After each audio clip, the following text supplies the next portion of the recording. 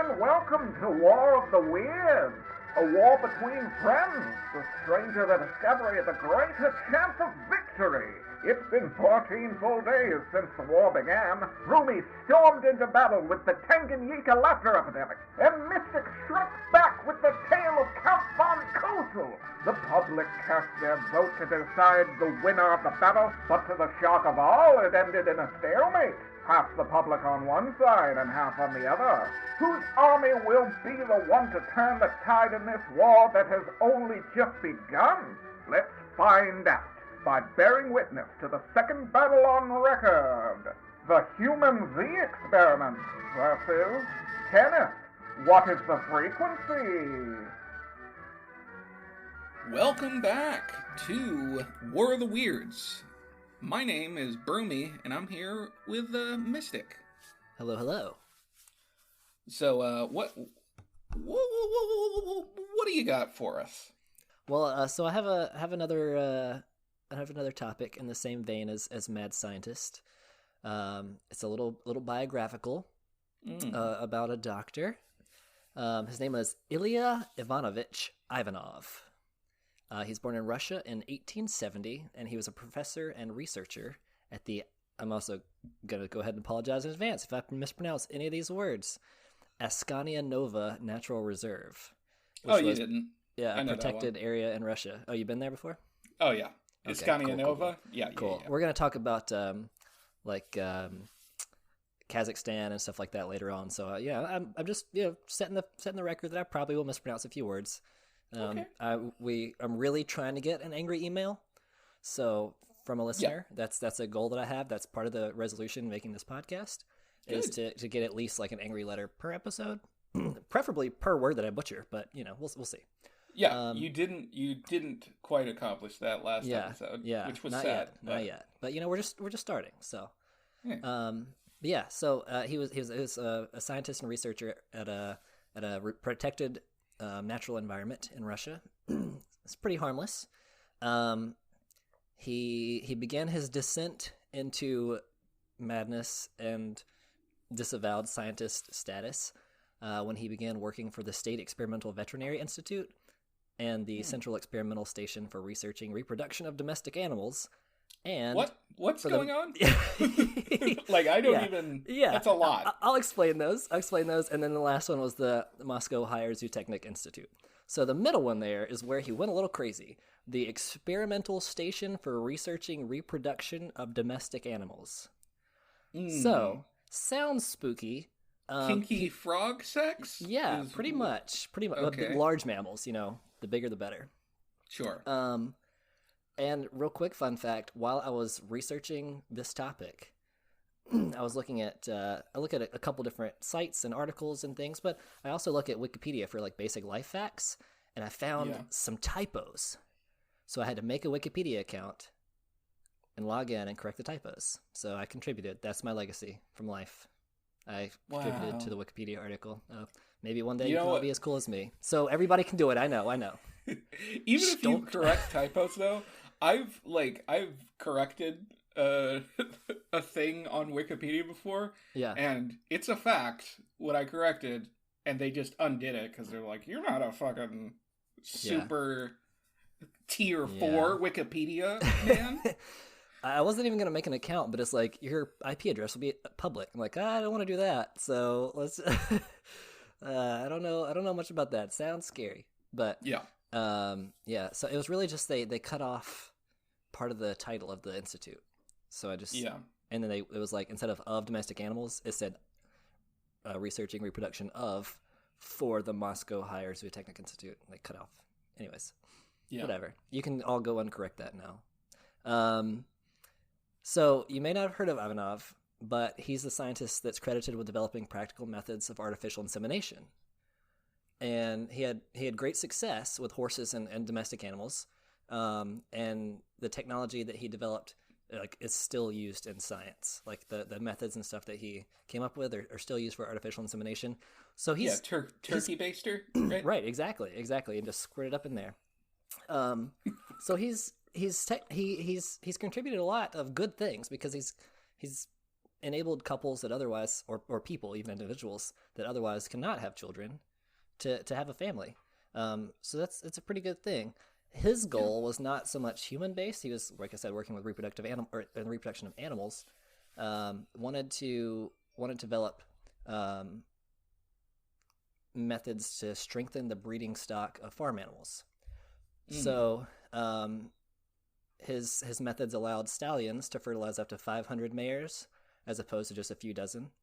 Wow, that's a lot. Yeah. Pretty good dude so far. It wasn't like a eugenics situation. He just wanted to like help breed animals that were like more resistant to disease and illness, especially if it can be spread with animals that are like livestock that's in tight quarters together. An illness or infection can ravage a stock. And also he wanted to make them hardy enough to survive in the Russian winters. So I mean, people still like mess up animals through breeding, like create pugs that can't breathe because of nasal passages and stuff. But he was trying to do some good. So he became interested in hybridization. And so he's like, what kind of creatures can I mix? And you can see where things might get a little bit, where are you going with this? So he used his insemination technology to create hybrid animals. He wanted to improve commercial farms. And one way that he did this, he created a horse that was a cross between a zebra and here we go, butchering this name, Przewalski's horse, which is it's the last wild horse that exists. Yeah. It's a guy named Przewalski. He owns a horse. I get it. Yeah, it's his horse. Yeah. It's exactly that one horse. He just crossed the zebra with that one guy's horse. And no, but his deal was like using wild animals that are already like very tough and survival-y, you know? Yeah. That's kind of like musically, right? Right, musically, survivally, all these kinds of goody words that I'm using, because I'm real grammar-y myself. So I should not have edited that Wikipedia article. I don't have a good portfolio going. I was referring to the app. Remember Musically? What's this? TikTok now, basically. Oh, really? Yikes! I mean, yay. I'm so frustrated with TikTok. We probably don't have time for this, but I hate it.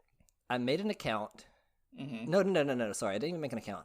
I just downloaded the app because you can't. I was not able to watch a TikTok that someone sent me, just like in a web browser. I had to download the app to watch it. Yeah. And I did not even make an account. I just had the app, and then I started getting like a dozen notifications overnight from this app. Like these are things that you might enjoy. Why would I have no account? I have no like cookie history for my. It just I hate. It so there's a conspiracy with TikTok, right? Really? Conspiracy theory. What is it? Basically, TikTok is a Chinese company. Yeah. And China. That's it. That's a conspiracy. Yeah. But it's not made in America. Chinese government though is like they have like more of a domain than the U.S. government on like individual companies in the U.S., right? Mm-hmm. So basically, if the Chinese government was like, okay, all the information you have on your users, gimme. Yeah. Then they would. And I'm sure in the terms and services. Oh, yeah. Yeah. They're like, hey, give us, we can do whatever we want. Yeah. Yeah. That type of thing. So it's like, if you sign up for TikTok, you might be giving your information specifically to the Chinese government. Yeah. That's like the conspiracy. That's like reasonable. Yeah. That's like the face altering app or whatever that people were downloading that was like, this is a Russian thing and they're going to have your face. They can identify your face or use you for deep fakes and all this stuff. So it's... Yeah. Social media is so weird. Anyways, who needs it? Yep. I'm fine with everything else. I just don't like TikTok. Like, not the Chinese thing. Like, that's fine. They can do what they want. They're smart way to gather information. And I just hate cool. TikTok because it sent me notifications. I didn't like getting the little blings on my phone. It was so frustrating to have to swipe those away. I don't care what they do with my information. Frame me for murder. I don't care. I just don't alert me about it. Yeah. If you frame me for murder, I don't want to know about it. I don't want to know about it until the police show up. That's the kind of notification I want. If you have to tell me something, I want someone to come to my door with papers. If I know about it in advance, it's not as dramatic or interesting. Right. Yeah. Okay. So where were we? Przewalski's horse. Yeah. No, he bred these things together, these wild animals and domestic animals, to make them like a hardier version. Well, he didn't stop there. In 1926, he began a trip to French Guiana in West Africa. This voyage was the beginning of his attempt to create a human-ape hybrid. Woohoo! Yay! The Bolshevik government sanctioned and funded this expedition. And he arrived in Paris, made some contacts with the primate center in Guinea, which was colonized by the French. The premise to me is like the government. He's like, I want to make a human-ape hybrid, and then he goes to the government, and the government's like, yeah, get a lady to fucking ape. I love it. Yeah. They're just like, that's whatever. Like, if you can do it, they probably had bets amongst themselves. Like, do you think that he'll actually find a volunteer? And like, it was some. It had to be stakes. They were probably drunk. I don't know. But there's like people. So there's like tons of like, not even conspiracies, but tons of theories about like what he said or what his goals were. But the fact was, he never explained why he wanted to do this. I think he was just like genuinely curious. His like, some people said that he was trying to, like, that Russia funded this expedition and this experiment because they wanted to prove how closely linked humans and apes are, to like disprove religion and stuff, and like, or that they wanted to have like I forget the word, but like it was something with communism, so it was like the red army, but like of human ape hybrids, so they could be used as slaves, or either like you'd be like super soldier type things. But the fact of the matter is, he never said why, and the government was not really interested in like pursuing something specific. They just want to know if it could be done. So they gave him the go ahead, and he presented something to Congress like years and years before this, and then began his insemination studies. And anyways, he didn't say why? No, he just, nothing. There's no letters, no records, nothing that said why. He just was like, I made these really durable horses. Let's see how a human ape turns out. That seems like the next logical step. So he made this specific horse that was with a zebra, and they thought it was good. Yeah. Which is like, yeah, horses and zebras, I feel there is more of a resemblance. Yeah. than between humans and apes. Yeah. But and he also was like, he helped like with endangered species. Like, he was interested in artificial insemination for like this bison that was endangered, to like help the population increase. So he's, there's some conservation efforts going on. Not an all-around bad guy. People slip up here and there and try to make women mate with apes. But who's at the end of the day, like, it's the scales. How much you balance that? They balance. I feel like the ape would weigh down the one end more than the woman, on the balance. I mean, yeah, maybe we'll find out. Maybe. Yeah. So this is even, I found this out by coincidence, diving into this, but this part was almost this episode. This next thing I'm gonna get into was like not my original topic, but when I found this out, I was like, I gotta include this. So when he arrived in Paris, he made contacts at the primate center, and he found this guy named Sergei Voronov, who was a surgeon who invented a rejuvenation therapy, quote unquote, to rejuvenate older men with erectile dysfunctions. He would graft slices of ape testes into them, because like, that will give you more vigor into their testicles. Area? Yeah, to give them more vigor. This was not to impregnate women or like a kind of hybrid thing. Not like implanting sperm into men to then implant into women. No, he just like This was just for men to be able to get it up, you know?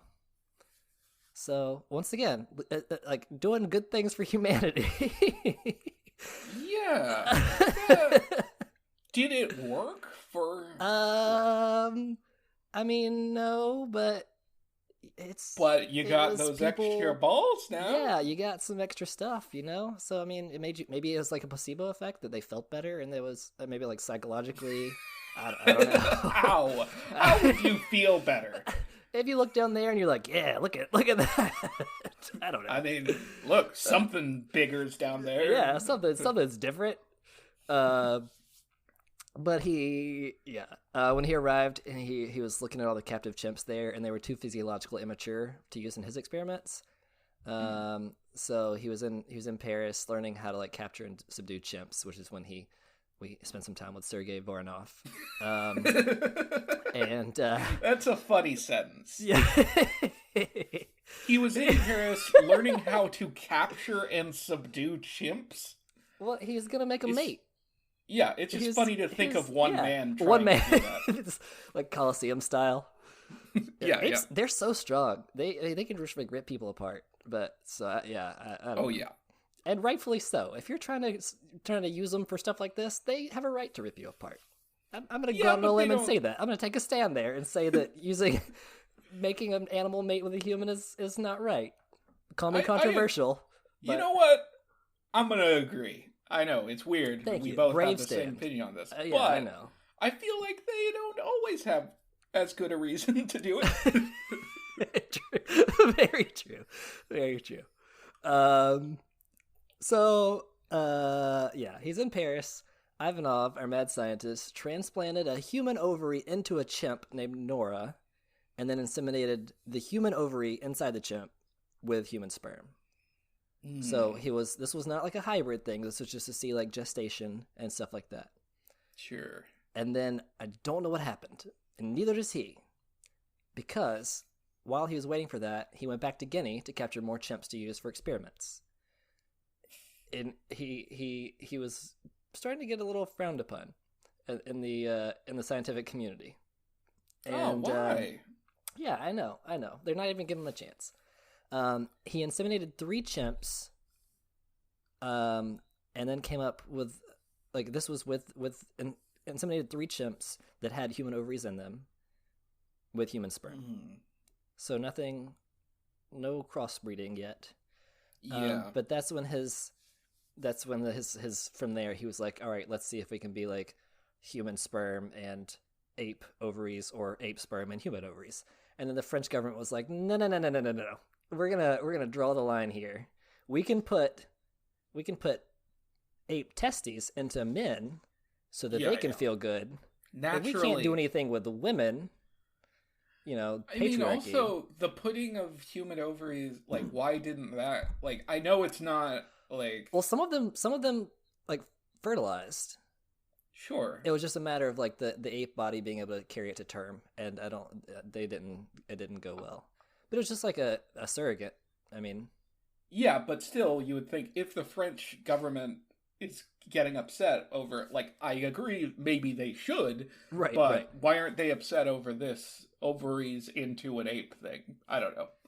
Yeah, I don't know. I think maybe, yeah, I really don't know. It could be the method, you know, his artificial insemination method was pretty breakthrough.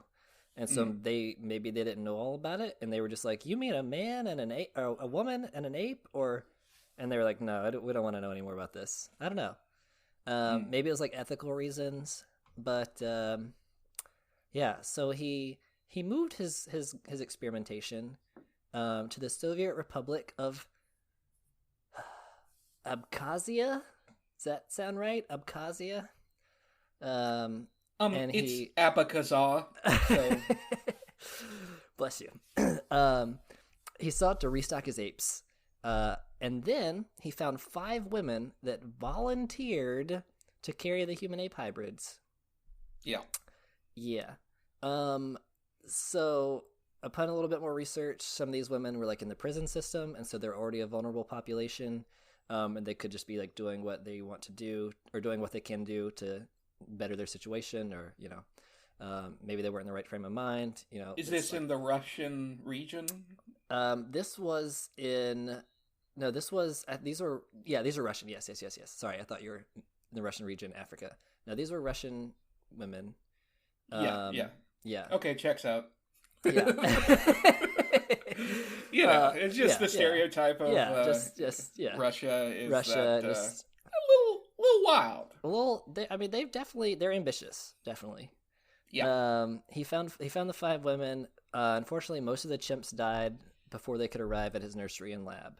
And then if they did survive, they died in the care of the nursery before anything could be done with them.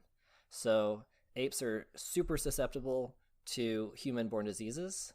And so it's just like settlers and imperialism and colonialists. There we go. That's the word I'm looking for. Colonist. Yeah, the colonel. Spreading disease to like indigenous peoples because their immune systems haven't been exposed to it. That's like exactly what happened with apes because they're so susceptible to diseases, and they have not built up anything. So like even now, like the Western lowland gorillas, like the big gorillas, we cannot keep them alive in captivity. Like they have to be in the wild, and nobody knows why. They either it's either something very specific, like in their nervous system that the stress will cause them to die, or like in their diet. Nobody can really pinpoint why, but no one has been able to have a Western lowland gorilla in captivity successfully. They will all die. Now there's another type of gorilla, and that's like even into like the late 1900s, they would only live a few years. So yeah, it's that's just like that's a little educational fact for you. So sure. Diseases. I mean, we're getting revenge on like the pigs and rats that kill us with their diseases, and we're like, we gotta kill some. We gotta spread a plague to the people, to the animals, so that they know who's in charge. Yeah. Also, it was fleas, not rats, but everybody gives rats have a bad name. They get a bad rap for spreading the plague around. It was the fleas that they were carrying. If people had thought of flea prevention for their rats, maybe half of Europe wouldn't have died. Just saying. But no. Yeah, rats get a bad rap. What, is Flo Rida performing for them? Shots fired. Maybe we need. I don't know. I don't have an opinion on Flo Rida. I just thought it was Florida. You thought his name was Florida? Yeah, that's what it is. It's just a space. It was like a space is a typo. The space is a typo that I need to correct on Wikipedia. Yeah, you went to Flo Rida's Wikipedia, and just every time they put Florida with a space in between, you're like, guys, come on. This is unacceptable. Yeah. The flea prevention thing, like maybe Bob Barker, he's talking about spay and neuter your pets. He's like, flea dust. I was gonna say crap dust. Don't do that. Flea dust your rats. Prevent.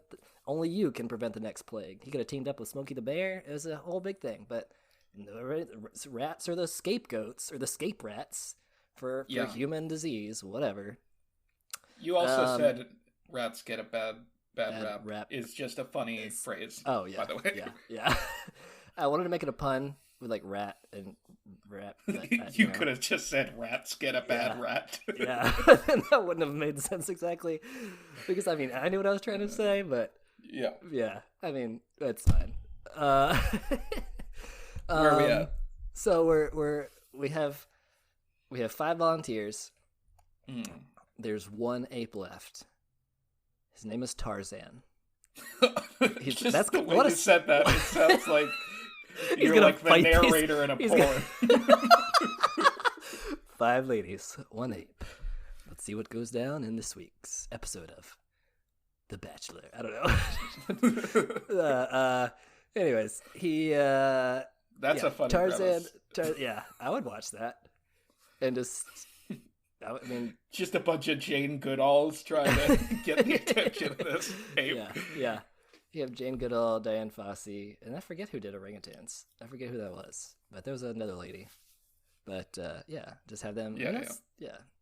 They named him Tarzan, which was kind of weird that they named an ape after a man that was raised by apes. Yeah. that's it is. That's like if I named my dog my own name. I raised my dog. Anyways, so he had a 26-year-old orangutan named Tarzan. But before, that seems old. Yeah, they live to be like in their 60s. They live very long lives, so they're like, it takes years and years for them to be mature. They're very similar to humans in that regard. They're great. Orangutans have the life. They do, and they're like, they only socialize to mate. I'm like, man, this is like personal goals, just like be on my own, reclusive. No, anyways, but they didn't sign up for this. No, for the human mating. No. And before they could take a sample from him, he died of a brain hemorrhage. So I think like the universe was like, whoa, let's just put a halt on all this stuff. He tried to begin again from scratch. I mean, he would like have to go get more apes, get any to survive. Is that why there volunteers and stuff. Well, is that way there hasn't been any Final Destination movies in a while? The Final Destination had to be like, oh shit, I gotta get over here. I gotta put some brakes on this. Like I gotta focus all my attention. And so unfortunately, or for him, fortunately for the rest of the world, and for the animals, before he couldn't get the backing again. Like the scientific community came together and it was like, this is horrible. And then he actually faced crimes. He was arrested. And then instead of being arrested and sent to prison, he was exiled to Kazakhstan, where he worked for the Kazakh Veterinary Zoologist Institute. He was sentenced there for like 5 years, but 2 years in, he died from a stroke. Yeah. Wow. Wait. Yeah. The government signed off on it. Right. Initially, but then when they saw like what that was they signed off on like the like if they could carry the human babies in them. And then the procreation thing, he was like, let's just branch into the procreation thing and see if like these two species can not necessarily copulate because it'll be artificially inseminated, but if that would work. And then like he just like people started protesting it and like especially like using a vulnerable population for your experiments, and like the treatment of animals, and he'd had like tons of apes die in his care. And so they were like, this is not worth it. This is not ethical. I thought he phrased it as, I made this horse that is a special kind of horse. I thought he phrased it as that when he's inseminating the ape. You know what I mean? But he's not inseminating the ape. I know what you're saying. Yeah. I don't know why it was different. Why because it did seem like it was a shift between like inseminating a chimp with human sperm versus like he wanted to inseminate human women with ape sperm, and that's when the government was like, no. So I don't know what the difference was. Because it's, I don't know. I do know. More yucky? I don't know. Yeah. Well, I do know that if you go back in old textbooks and stuff, like really old textbooks, and like, I mean, even like medieval era times, medieval era times is kind of redundant, but anyways, if you look at like they didn't, people didn't know what sperm looked like until we had like microscopes and stuff. What fucking idiots. Yeah, I know, right?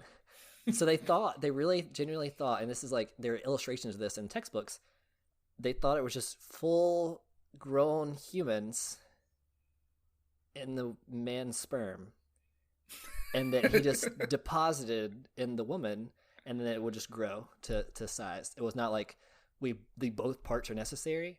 It was just like the sperm, and like, so if you look, there are these little just adult like men all like bundled up in the fetal position, just waiting to go into an ovary.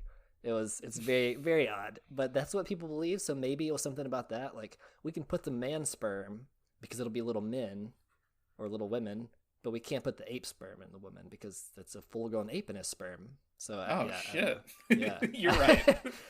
that crosses a line when there's little I'm not drawing that line. I'm just trying to see like what I think the government would be. Hey, yeah, you're crossing a line, and I don't want to do this show anymore. Last little fun fact here.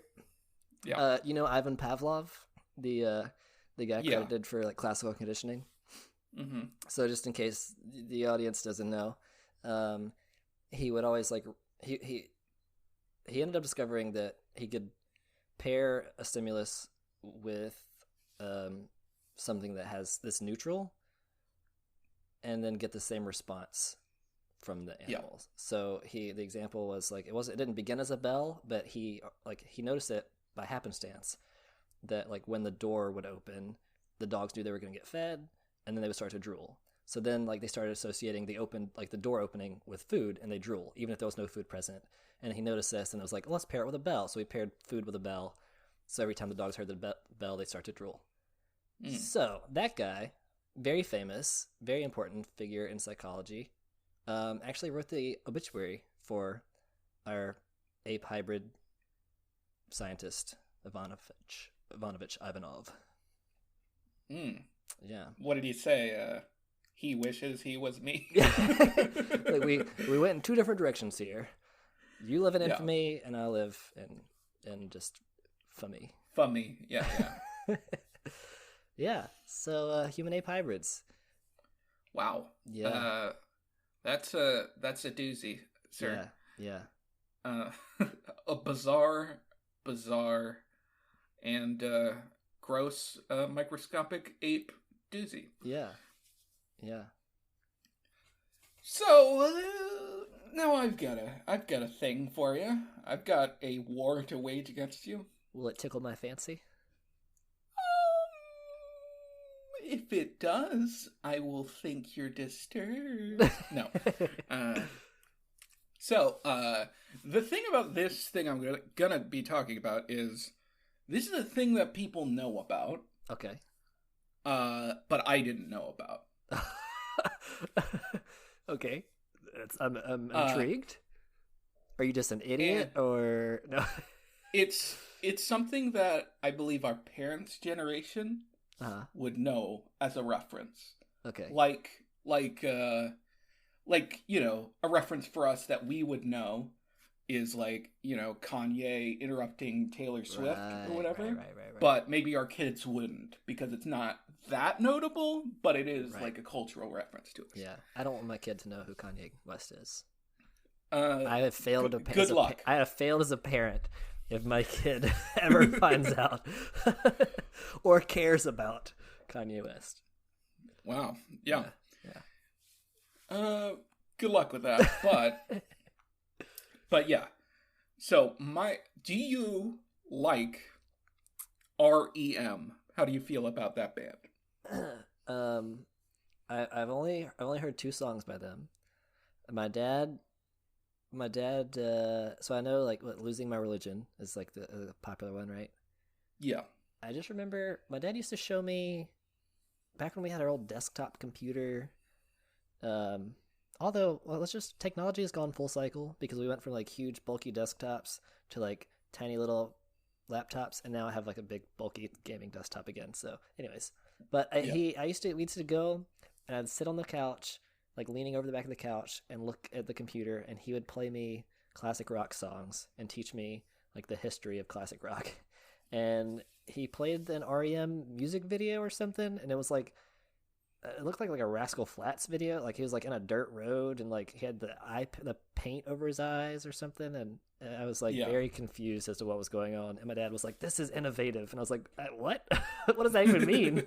So and I was like, after that, I was too confused by REM. I felt like it was like something that I just would never get. And so I didn't want to know anything about it.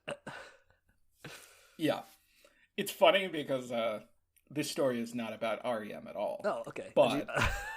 Or did you mean did you mean the band or did you mean Rapid Eye Movement? I did mean the band. Okay, I was like, I know about Rapid Eye Movement and sleep stuff. But okay. The reason I asked that is because if you were a big fan of REM, other than being of our parents' generation, if you were a big fan of REM, I'll reveal later why, you might know this story. Oh, okay.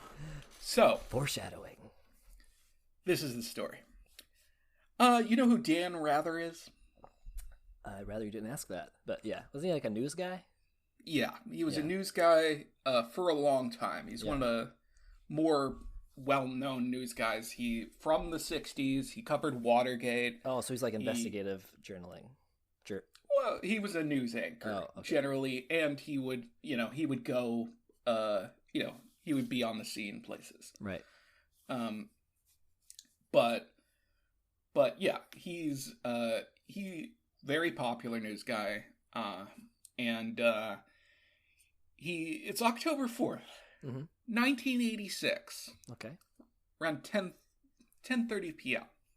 Ooh, Dan Rather's like 54 at this point. And he leaves his friend's apartment in Manhattan, and casually dressed, he is a striped shirt, jeans, glasses. What are you wearing, Dan Rathers? a striped shirt? I don't know at this point, glasses? But that night, glasses. Glasses. Sweet blue jeans. Little stripies on his shirt. Ladies love denim. And stripes are slimming. So. I mean, it depends. It did not say whether it was horizontal. But he may look slimming or fatting. But it's not what you would see him on the news wearing. Right. Casual. Yeah.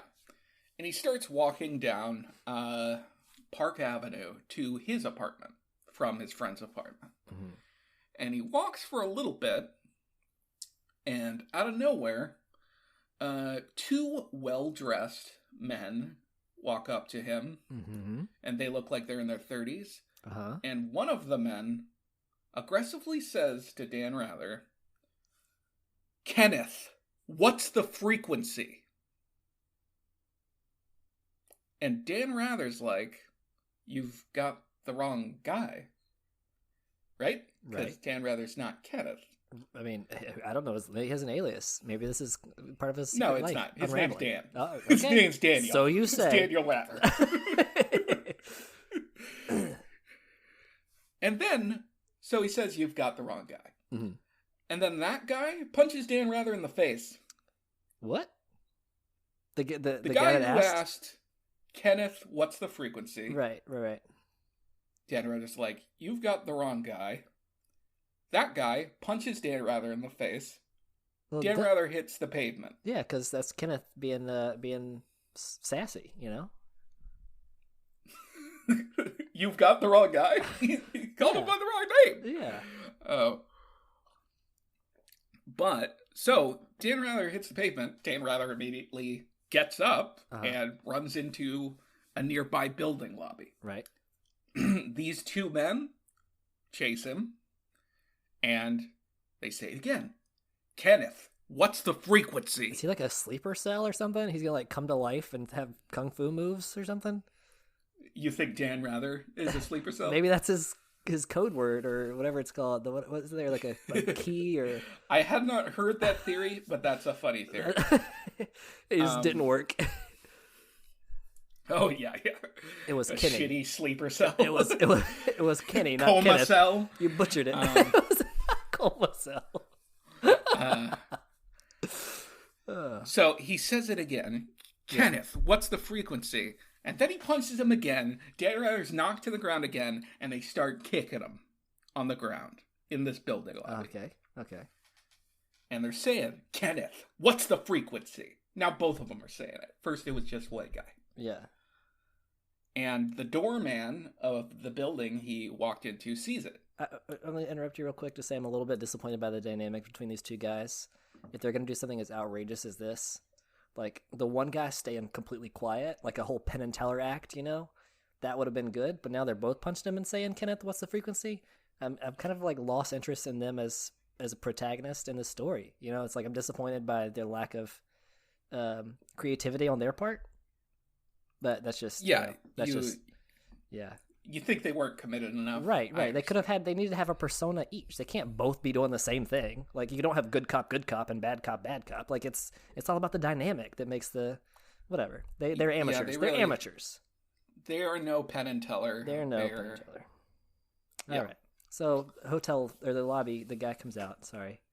Doorman. is there, and he sees it, and he calls for the superintendent over the intercom.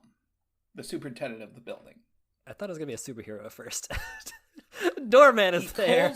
He's going to close the door. Doorman is there. It was just his job description. Okay. His shirt and reveals a large ass. But the superintendent very quickly responds to it by running into the room to break up the situation. Right. And the two men run off. Isn't that literally the doorman's job? Yeah, the doorman maybe should have done it. Like, I mean, that's like literally what he's supposed to do. Is to keep troublemakers out of the... Okay. I hope he got fired. But maybe he was just shocked and didn't know what to do in the moment. Because they're like beating a guy on the floor. So he's like, I don't want to get beat. The superintendent can get beat. Let me call him over. My boss can get beat. That'll look good on my resume. I hope he can write me a reference after this and still speak. Yeah. So the two men run off, and Dan Rather at this point was injured. His jaw and back specifically, but it was mainly like bruising. It wasn't extremely intense. Right. And nobody knew why this happened. Like, it might be a case of mistaken identity, people think. They were playing Would You Rather? Would you rather beat up this guy on the street? Oh, no. Oh, no. Yeah. Yeah, no. They were playing Would You Rather, and they would. They did. They did. They did rather. They did rather bad. But people guess, like, it might be a case of mistaken identity. They wanted a Kenneth. Right. And they assumed he was Kenneth. Right. And they beat up Kenneth. Well, not everybody wears striped shirts and jeans. I mean, it's pretty specific attire. Yeah. But neither of them are caught after this. Oh. And this becomes like a pop culture reference, this event, right? Yeah. REM even had a song called What's the Frequency, Kenneth? Whoa. And that's a fairly popular song of theirs. Whoa. Later, obviously, as a reference. Not like this is these guys were just quoting the name of the title of a song beforehand. Sure. But that's weird, right? Yeah, like that's that not the end of the story yet. Oh, that's already weird. Yeah, okay. It's very odd that it's Dan Rather. Right. So it's the guy named It's like Dan a Rather. household name. He's a household name, especially at the time. Yeah. And they're like, Kenneth, what's the frequency? And to target him is very strange. Right. Right? So, that's in 1986. Okay. Now we fast forward. It's 1994. Okay. So, what born. Is that, 8 years? What?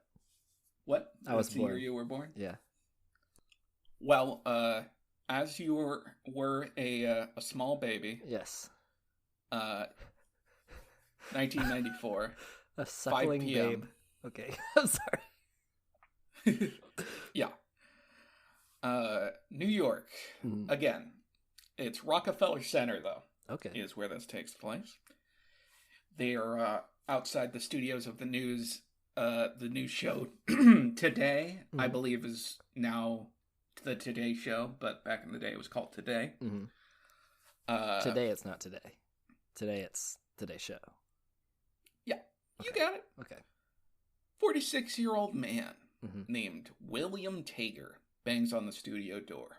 And a guard answers. Notices this guy has some kind of gun under his coat. And tells the guy he can't come in. Like, But, like, the guy isn't, like, showing the gun and being get me in. Yeah. He's, like, kind of, it's just kind of there. Right. And this William Tager guy walks away and he blends into the crowd. Mm-hmm. The guard calls 911 because he's like, I saw the gun and I'm like, I don't like this. He was banging on the door, being weird. 20 minutes later, William Tager returns trying to enter again. And a stagehand, different guy, blocks his way. And the stagehand is like, he sees two cops on the sidewalk and assumes, hey, these are the cops maybe responding to a potential threat or something. And he, like, gestures to the two cops, tries to wave them over to be like, hey, can you take care of this guy? And upon seeing that, William Tager pulls out an AK-47 and he shoots that stagehand. Whoa. Stagehand hits the ground. Yeah. William Tager walks to his red Ford Taurus calmly. Mm-hmm. He puts the AK-47 on the passenger seat and he starts the engine. And the two police officers arrive and William Tager is in the car and he's like refusing to get out. But then he surrenders. Okay. So you're like, why is this relevant? I'm just a little confused of what even is going on. So the police eventually open the trunk. Uh-huh. There's a long-barreled automatic pistol. Uh-huh. There's 15 different license plates. Whoa. A blue suitcase, some bags of laundry, and REM. A shit ton of ammo. And yeah, the entire band REM. And they are like, this is the end.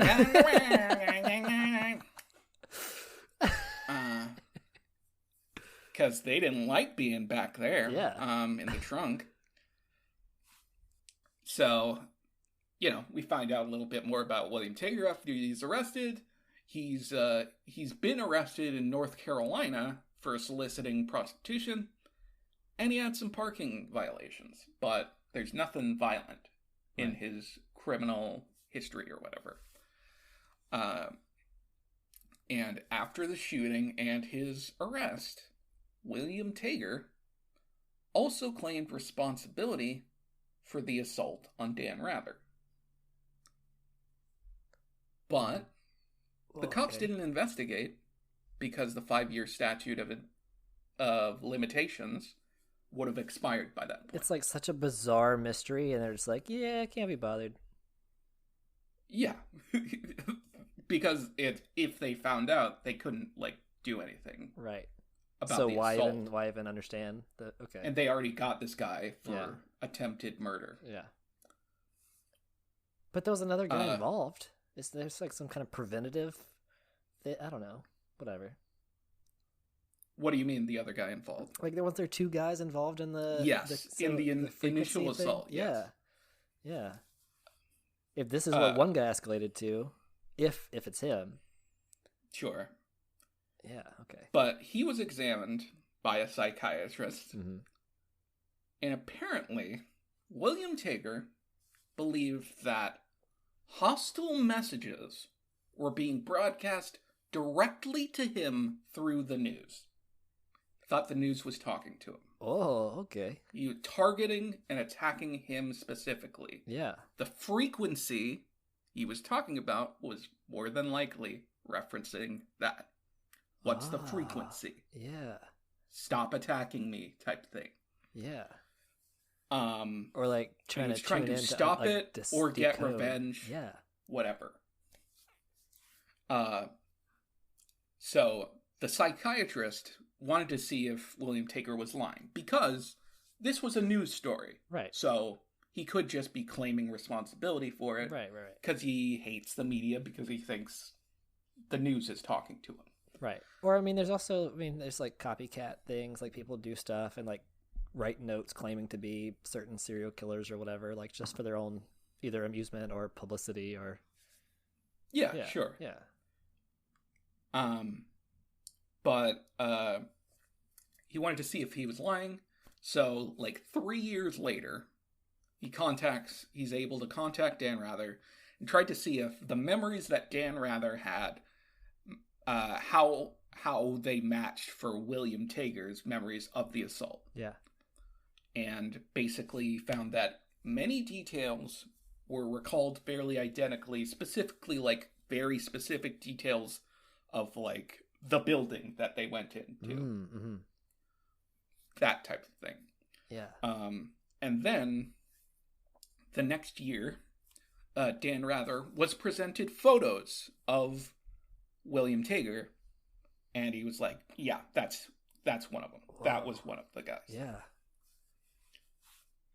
And like, in some ways, it's like, oh, okay, that's the guy, and we found the guy. Case closed. But not really. No, it opens up a lot of questions. Because there's also the question of the second guy. Right. Wouldn't Tager know that guy? Yeah. And I couldn't find anything on that. And just nobody. I was looking. What? Nobody cared about the second guy. It's because, like I previously said, there's the statute of limitations. Right.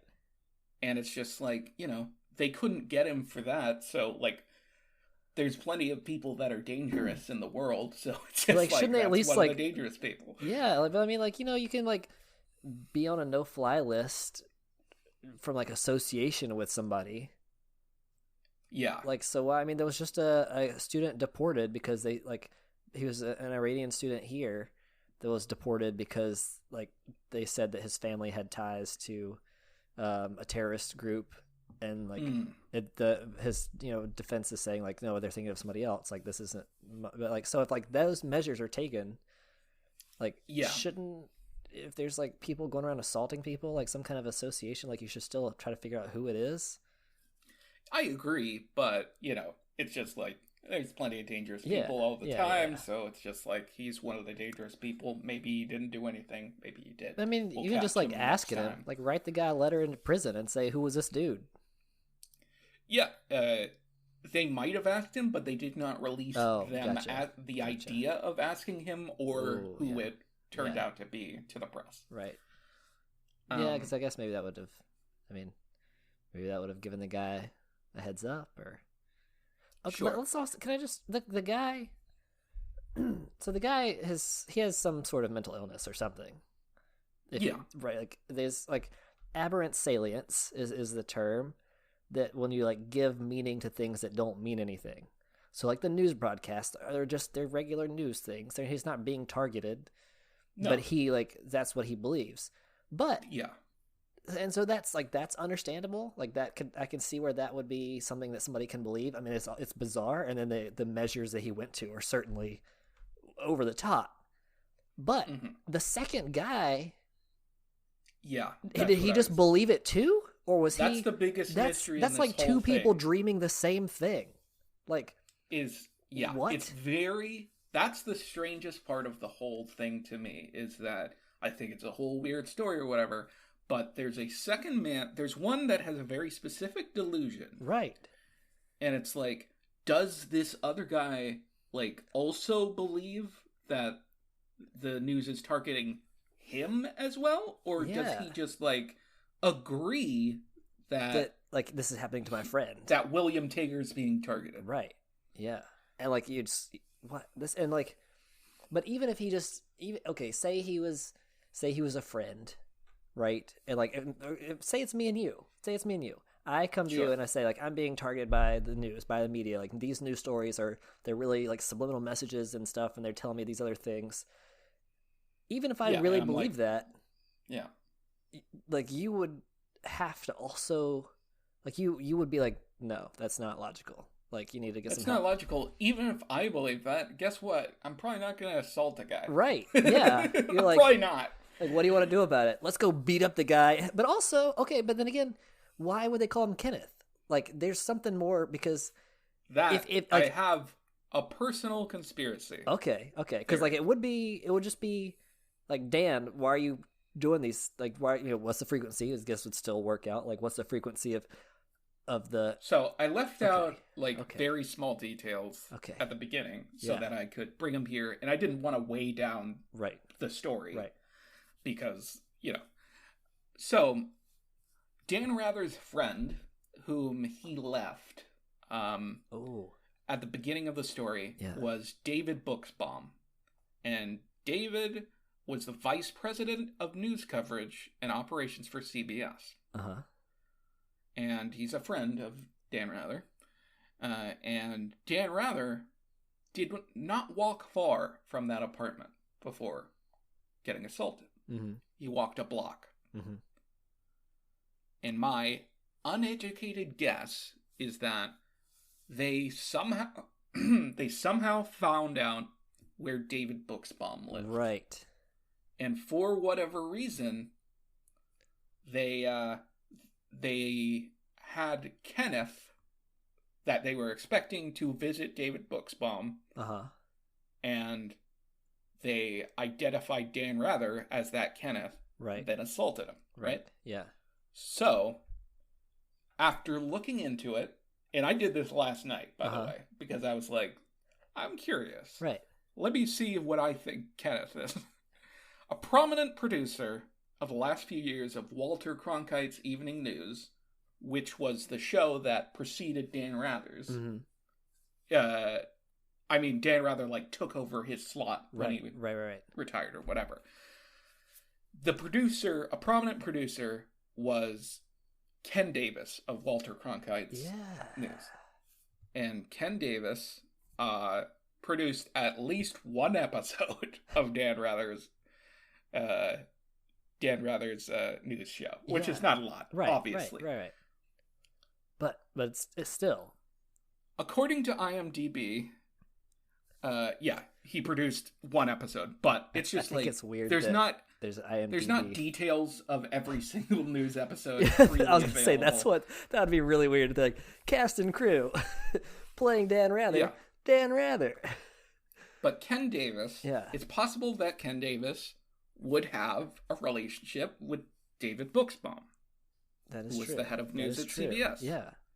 It's a stretch, but that's my theory. Maybe Kenneth was in the credits. Kenneth also was occasionally a newsman himself. He was a correspondent occasionally. Yeah.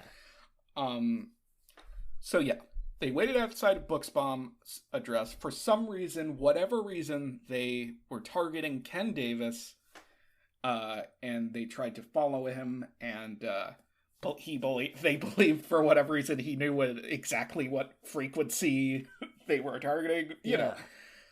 But that's my theory. That's not legit. Right. That makes sense though. That makes sense though. So based on what I would guess, maybe I'm still trying to explain how a second person could be involved and be legitimizing the claims of this other person who's under this delusion. Yeah. So my just what I would just based on hearing it would be maybe he was trying to find out what the frequency of the hostile messages were so that they could expose it and this is what it is decoded. No, I believe that's exactly so that the friend could also hear it or or then they could expose the they were trying to find the frequency so that other people could also hear it to be this is what's secretly going on. The friend participates in an assault. I mean, even though he doesn't know. No, maybe he's I need to hear it. I need the truth. I need to listen to these broadcasts, or I need the what's the frequency so I too can hear the horrible things that you're saying to my friend. Sure. Or I completely believe you, but I need the little extra. Right. Let's get this. Let's expose this story. Let's investigates the news. This is 60 Minutes. Okay, but I have a hard it's all very bizarre.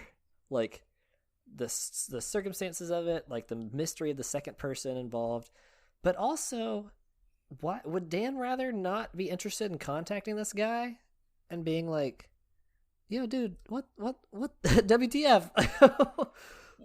One thing about how Dan Rather responded was basically people ask Dan Rather about this all the time. Yeah, I mean, it was sick of it almost immediately. Oh, I'm sure. So he was like refusing to answer questions about it, etc. Later on David Letterman, REM performed, and that song, which is "What's the Frequency, Kenneth?" But the guy actually said, "Kenneth, what's the frequency?" Right. You don't want to be too on the nose. You gotta, just make it a little bit of a reference. Yeah, it's a reference. Right. It's not a ripoff of this William Tager fella. Exactly. But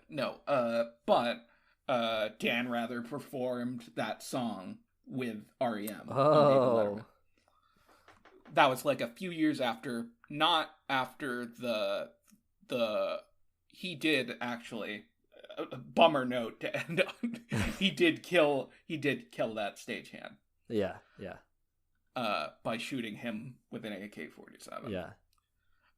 But before that event is when the REM performance on David Letterman with Dan Rather. Gotcha.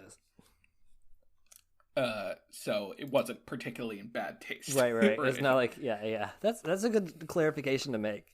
It's like, oh, this guy just died and confessed all this. Let's sing about it. Like, no, yeah.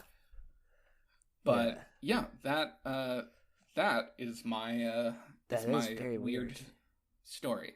That is so weird. Yeah, it's completely bizarre, and it's like, why didn't I hear about it? And frustrating. That's what I was thinking. Because totally you have all the clues, but nobody's putting them together. Nobody can. People have been wondering about it. Yeah. It was a huge story at the time. Yeah. I can't believe I haven't heard of it. But anyway, yeah, exactly. It's like, how could I not have heard of it? It's like, so interesting. It's a famous guy. Why didn't I hear it? Especially like there was more to the story later on. Like there was another discovery. Like it's a weird story, even if like the guy had never assaulted the stagehand and come back and like that he was not in the picture after that at all. If it was just Dan Rather and the two guys on the street, that's still weird enough to be notable throughout history. Yeah, like especially a famous person. REM latched onto it, and a bunch of people did. Yeah, but then there's the update as well. But wait, there's more, and still I've never heard of either of those things. Yeah. Just last question for you: Is the song by REM about it any good? Or called that, not necessarily about it, but this song. I'm going to be honest, I did not listen to that song because I was reading a bunch of articles about this whole situation. You had your newspaper clippings and yarn and stuff in your corkboard. Various Kenneths. Yeah, I was researching Kenneths. That's what I was doing last night. Yeah. Literally for a couple hours. Wow. I was like going down the Kenneth hole. But think about like what, like this dude, this was so planned, like that he really researched who like Kenneth was. I mean, he didn't research him enough to see what he looked like, but I guess the internet. If my theory is correct, then he knew David Buchsbaum, right? And expected a Kenneth. Right. That's super. I can get behind that theory. Seems reasonable, and so he's so dedicated. Yeah, it's very strange. This was not a spur of the moment thing in that case. In that case, because it's like he, like, what these two people? Because other than that, like, if it was spur of the moment, that would be even more bizarre, right? Yeah. Because then, like, this one guy is like, let's go beat up this guy. Let's go F him up. You know, the frequency knower that I've been telling you about? That's him. Yeah. Yeah, no. But, I wonder if, like, I did try to explain that, like, before your theory. I was trying to, like, explain that in my head, and I thought, like, maybe if he's like under delusion and he saw the guy on the street, like he would have recognized his face, maybe unconsciously, like he didn't know that's who he was seeing, but he's like, wait, I've seen this guy in the media before, because like just like a repeated exposure to it, and like and so that triggered that. But that only makes sense with one person. Like if there was the second guy involved, throws a wrench into every theory. Yeah, unless the second guy is just, I don't know, it's a like dumb person, really dumb, just like a friend. either a big dummy or the best, most supportive friend that you could have. Yeah. Yeah.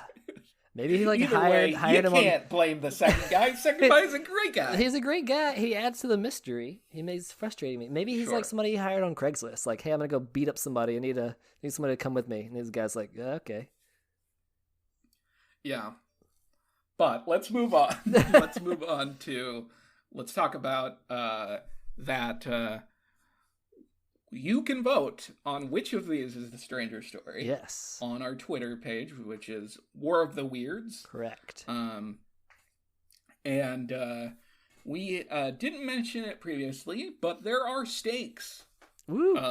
Yummy. To these polls, and if one of us gains 2 victories of our stories, whichever story wins each battle of the War of the Weirds, then the other has to do an in-depth critique and analysis of the worst piece of media that the winner can think of.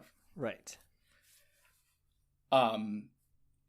Just use your imagination, folks. We're using our imaginations right now to conjure up what the worst pieces of media are. Like a fan-made shot-for-shot remake, live action remake of like a My Little Pony episode, or give me that. I would love to see that. But I'm just gonna watch that on your own. You're like, oh, I've already seen it actually. Yeah. I made it myself. Yeah. But yeah. It's gonna be solid. As in depth as we go in with these stories, right? Whoever loses will go in depth with I don't know, Pixels by Adam Sandler or some shit. Yes. Some pure garbage. Right. But that's a very mainstream garbage. I'm gonna go deep in the garbage hole. Right. If Mystic loses. Just roll around in the garbage. Yeah. Nibble a little bit. Please vote on whether what was the name of the guy? Ilya Ivanovich Ivanov.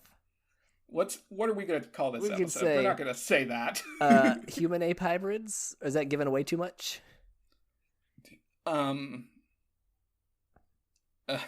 Human-ape babies? ? I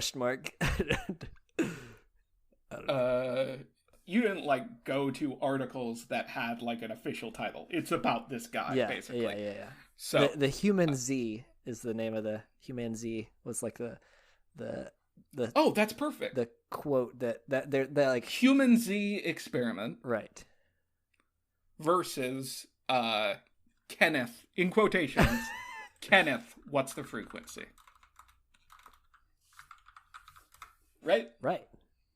So vote which of those wins, and we're excited to see, because I think both of those are real strong contenders. But and we're trying to do a bi-weekly schedule once every 2 weeks. Mm-hmm. We might, I don't know, we might do little things in betweens. I don't know, but occasional, 2 weeks, we're hoping. Yeah. To keep it rolling. And the poll will be up for about a week. Right.